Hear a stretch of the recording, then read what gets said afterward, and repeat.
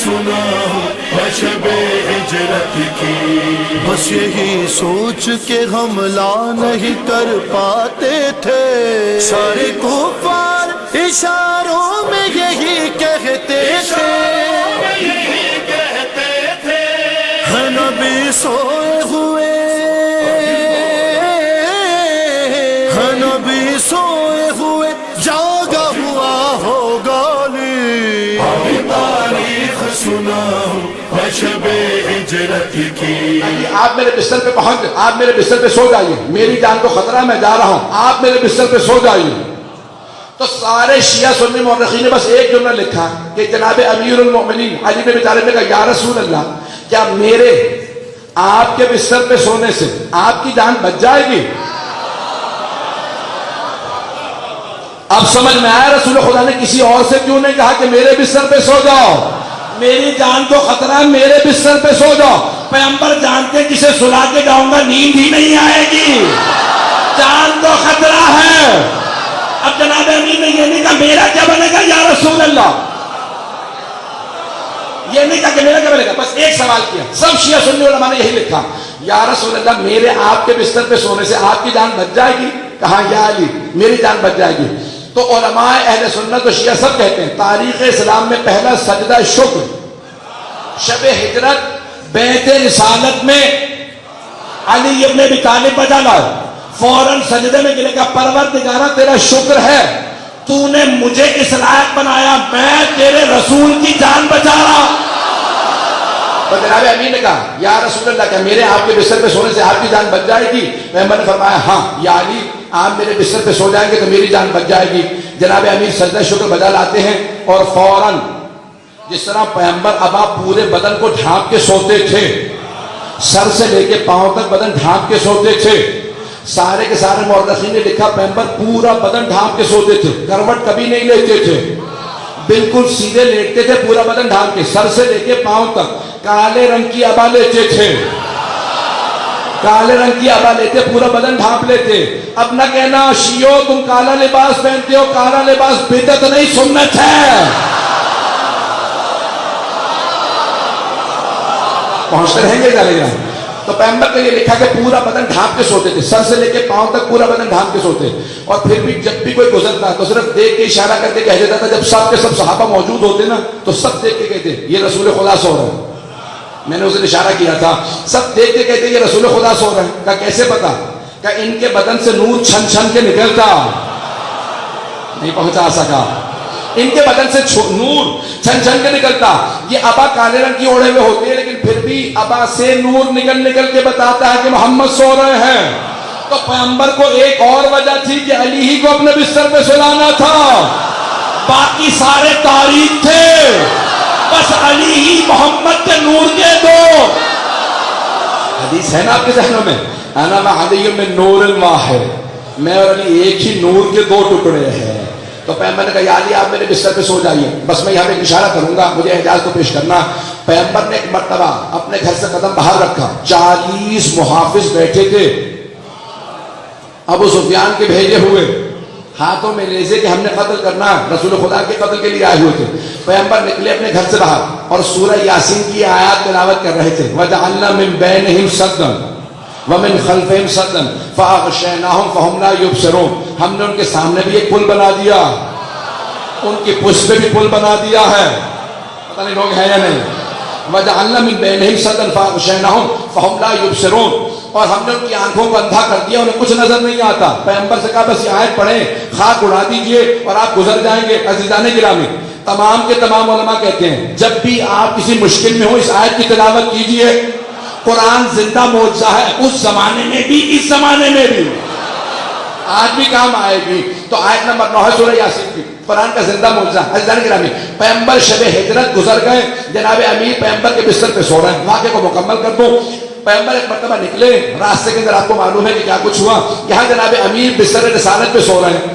ابو سفیان نے سب سے کہا تھا جیسے ہی صبح رات ڈھل جائے، صبح نمودار ہو، سب ایک ایک نیزہ صرف اور صرف محمد پہ وار کر دینا، صرف ایک ایک نیزہ۔ ایک مرتبہ ایک نے کہا سب آہستہ آہستہ اندر آ جاؤ، سارے کے سارے رسول خدا کے گھر میں داخل ہوئے۔ ایک مرتبہ ایک نے کہا میں چادر کھینچوں گا، سب کے سب نیزے مار دینا۔ اگر کوئی سن رہا ہو کہ یہاں اتنے لوگ موجود ہیں، بڑے بڑوں کو خطرے میں نیند نہیں آتی، اور وہ علی جنہیں سونے کی عادت نہ ہو، 1000 رکعت کی عادت ہو، لوگ ہے یا نہیں؟ ایک آدمی نے اعتراض بھی لکھا کہ مولا 1000 رکعت پڑھتے تھے، کہا نیند نہیں آتی ہوگی تو 1000 رکعت پڑھ لیتے تھے، لوگ ہے یا نہیں؟ بغض علی بڑا سر چڑھ کے بولتا، اس نے کہا علی کو نیند نہیں آتی ہوگی اس کی ہزار رکعت نماز پڑھتے تھے، ہمارے والوں کو نیند آتی تھی سوتے رہتے تھے، تو مولا کو نیند نہیں آتی تھی، تو علی نے شب ہجرت سو کے بتایا نیند آتی تھی، اور ایسی آتی تھی کہ قاتلوں کے سائے میں، نیزوں کے سائے میں صرف علی سو سکتے تھے، اور کوئی ہوتا تو ویسے ہی ہاتھ پھیلو۔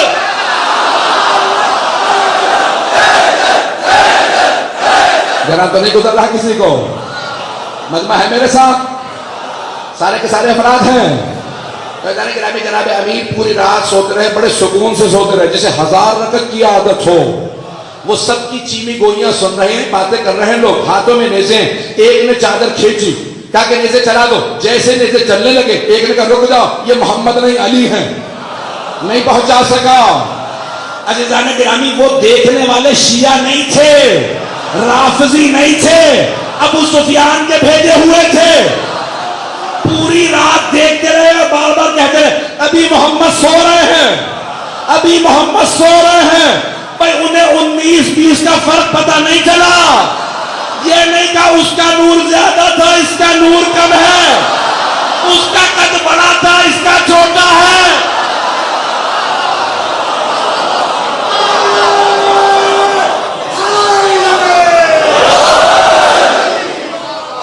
سمجھ ہے جانے کیا؟ میں پورا ہونے ذکر دے رہا ہوں آپ کی خدمت میں۔ وہ ابو سفیان کے بھیجے میں پوری رات دیکھتے رہے، کہتے رہے کہ محمد ابھی سو رہے ہیں۔ اب جیسے ہی نیزے چلنے لگے، چادر کھینچی، تو ایک نے کہا رک جاؤ، یہ محمد نہیں علی ہے۔ ان میں سے ایک نے کہا یا علی محمد کہاں؟ میں کہتا ہوں سوائے حیدر کرار کے کوئی اتنے اطمینان سے جواب نہیں دے سکتا۔ ایک مرتبہ جناب امیر نے سر اٹھایا، کہا چادر واپس کرو۔ مولا نہتے تھے،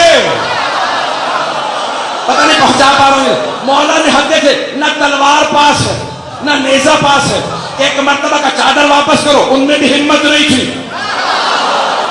میں کہتا ہوں آنکھوں ہی آنکھوں میں کہا ہوگا رہے یہ سرخ آنکھوں والا ہے، چادر دے دو، کہ چادر واپس کرو۔ کہ یعنی اتنا تو بتا دو محمد کہاں ہے؟ کہ میرے پاس امانت رکھوا کے گئے تھے، فرما رہے ہیں کہ میرے پاس امانت رکھوا کے گئے تھے۔ ایک مرتبہ ان سب کو پتا تھا یہ علی ہے، چادر دی جناب امیر دوبارہ، کیوں؟ اللہ کا حکم یہی تھا کہ علی آپ کو سونا ہے، فوراً دوبارہ اسی بستر پہ ہیں۔ اب رسول خدا ایک بات کہہ گئے تھے، اعجاز قرآن پیش کر رہا ہوں کہ اعجاز قرآن صامت میں بھی ہونا چاہیے، ناطق میں بھی ہونا چاہیے۔ تو پیغمبر اسلام نے کہا یا علی آپ بعد میں آ جائیے گا، میری جو لوگوں نے امانات میرے پاس رکھوائی ہے نا، پورا کا پورا گھر بھرا ہوا امانات سے، وہ لوٹا کے آئیے گا۔ خدا کی قسم، مصطفیٰ کی قسم، مرتضیٰ کی قسم، قرآن ناطق کی قسم، مولا کے شب ہجرت بستر رسالت پہ سونے کی قسم، مولا نے نہیں کہا یا رسول اللہ پورا گھر بھرا ہوا ہے، بتا تو دیں کون سی امانت کس کی ہے۔